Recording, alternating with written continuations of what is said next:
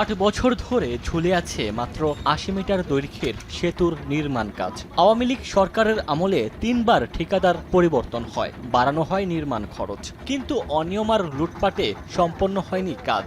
আর এর মাসুল দিতে হচ্ছে লক্ষাধিক মানুষকে। ঝুঁকি নিয়ে প্রতিদিন ট্রলারে করে নদী পারাপার হচ্ছেন এলাকাবাসী। এ চিত্র শরীয়তপুরের নড়িয়া উপজেলার কীর্তিনাশা নদীর ডাক্তার গোলাম মাওলা সেতুর। ১৯৯৭-৯৮ অর্থ বছরে কীর্তিনাশা নদীর ওপর নির্মাণ হয় সেতুটি। নদীর স্রোতে এক প্রান্ত ভেঙে গেলে ২০১৫ সালে সেতুটি ঝুঁকিপূর্ণ ঘোষণা করা হয়, বন্ধ হয়ে যায় সব ধরনের যান চলাচল। ২০১৭ সালে নতুন সেতু নির্মাণে ঠিকাদার নিয়োগ দেয় এলজিইডি। এরপর থেকে শুরু হয় আওয়ামীপন্থী ঠিকাদারদের পায়তারা। নানা সমস্যা দেখিয়ে কয়েক দফা বাড়ানো হয় প্রকল্পের মেয়াদ। কাজের অনীহা দেখে ৩ বার পরিবর্তন করা হয় ঠিকাদার। ঠেলে ঠুলে কাজ হয় মাত্র ৫৫ ভাগ।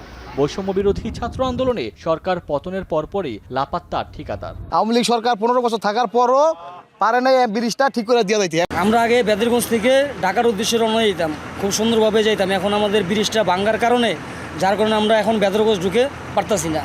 এদিকে সেতুটির পাশেই স্থানীয়দের যাতায়াতের সুবিধার জন্য ১ কোটি টাকা ব্যয়ে নির্মাণ হচ্ছিল ফুটওভার ব্রিজ। ২ বছরেও শেষ হয়নি সে কাজ।